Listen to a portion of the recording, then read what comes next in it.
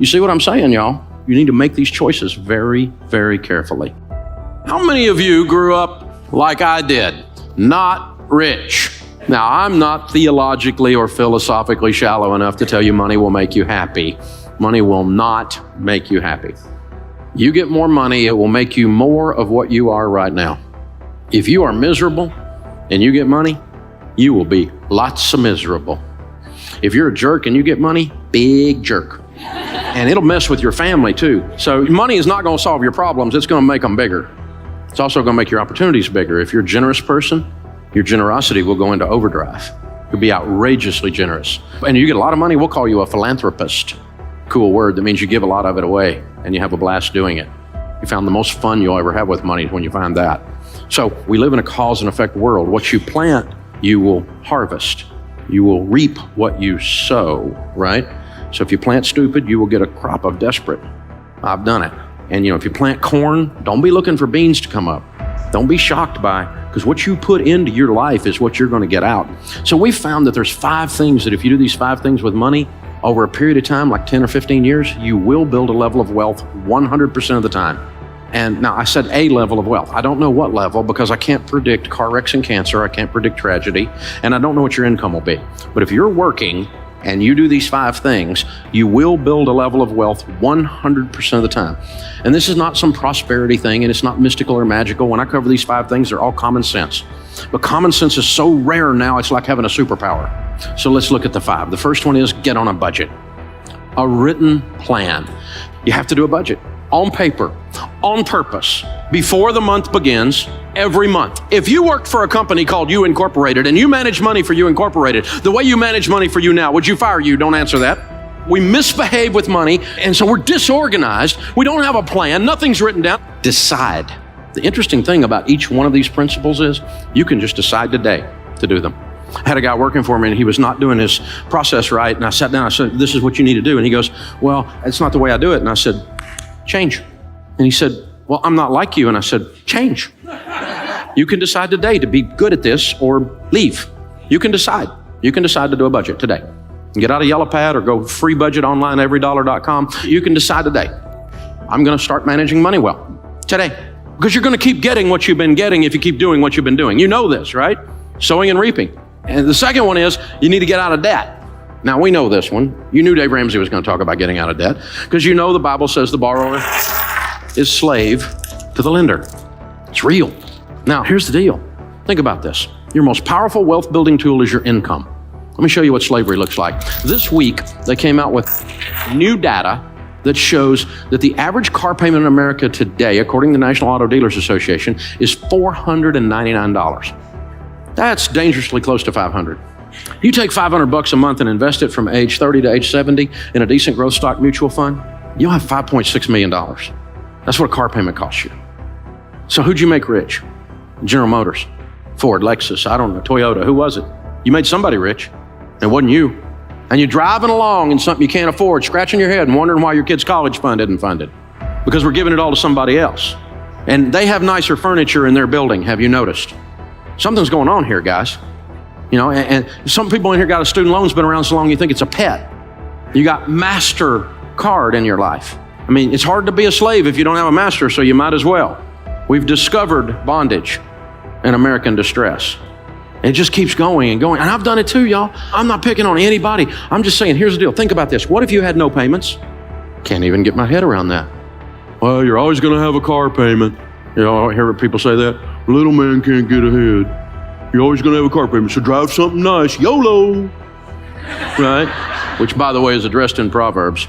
It says fool right after that. See, these are how we talk when we're losing. You can't get ahead. I sure hope we can elect a president who will fix my life. Not going to happen. Neither one of them got the goods, I'll just tell you. You're in charge of your life. It's the only one that's going to work. And that's what changes. So how do you get out of debt? Well, you have to decide to not borrow anymore. That's the first step, isn't it? We had plastic surgery at our house. Had a plastectomy. Decided we're not borrowing money anymore. MasterCard. Capital One. What's in your wallet? Money. You're weird, Dave. You're right. And I'm not broke anymore either. I decided I'm living like this. I hadn't had a credit card in 30 years. You don't have a credit card? I don't have a credit card. That's my wallet. It's got green presidents' faces. And it's got 4 pieces of plastic in here, 2 debit cards, one on my business, one on my personal account, which will do everything your stupid credit card will do. I travel more than any 2 you put together. Shut up. It works, okay? Dave, you're not getting airline miles. Yeah, I've met a lot of millionaires, and none of them said, Dave, I made it all on my airline miles. I hadn't heard that one, so I got my driver's license and my handgun carry permit.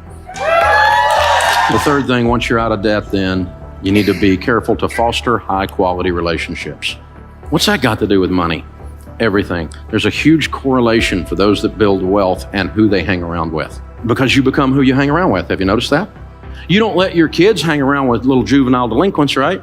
If little Johnny down the street's a weed head, you don't let your kid run with little Johnny because you know you're going to have a weed head in your house, right? We know this. So they come home with that mouth on them, and you're going, where'd you learn that? I'll get you knocked in the next week in this house. Where'd you think you could get away with that? I'll take you out and make another one look just like you. It's because they're hanging out with little Johnny, right? You know what happens. We're the same way, y'all. We're the same way. You talk like the people you hang around with. You read the books they talk about. If you don't read and all your friends watch The Bachelor, well, here's a clue, okay? Here's what's going on. If this is all you know about is reality TV that's not a reality, probably we need to change our diet, Read a book. And so Charlie Tremendous Jones said 5 years from today, you'll be the same person you are today, except for the books you read and the people you meet. Don't be deceived. Evil company corrupts good habits. And do you know this? The studies have shown that over a 10-year period of time, that your income will become within 10 to 20% of the average of your 10 closest friends' income. Because you have the same habits they've got. You have the same diet into yourself that they've got. You'll have it. You can't stop yourself from doing it. You will become who you hang around with. And all the studies show that we have a tendency. Now, that's not to say I'm some kind of snob and I don't have any friends that aren't rich friends. Not that at all. I have lots of friends, but my closest hangs are people I want to be like. That's my closest ones. Now, I'll talk to anybody. But like when our daughters were growing up, they're grown and married to wonderful men now, but they're in high school and they're wanting to go on a date. We didn't do missionary dating. You don't get to date little Johnny the weedhead and lead him to Jesus. That's not going to work, okay? We're not doing this. Little Johnny could go to camp and get saved again. We'll work on this, right? And so, no. You come up to our house, pick up one of our daughters, honk your horn, you better be delivering a pizza, all right? So coming in, talking to the old man, I'll be cleaning my gun when you get home. You know the song, right? And so, this kind of thing. And I'm teaching them, Dad, all the boys in the youth group are scared of you. Good. Keeps away 2 things you don't want, baby doll. You don't want jerks and you don't want wusses. And if I can keep both those away, and then I can teach you how to keep them away, you can pick good. And guess what? They both picked good. They married studs, man. I got some son-in-law, unbelievable. Man, my sons-in-law are awesome. And it wasn't an accident.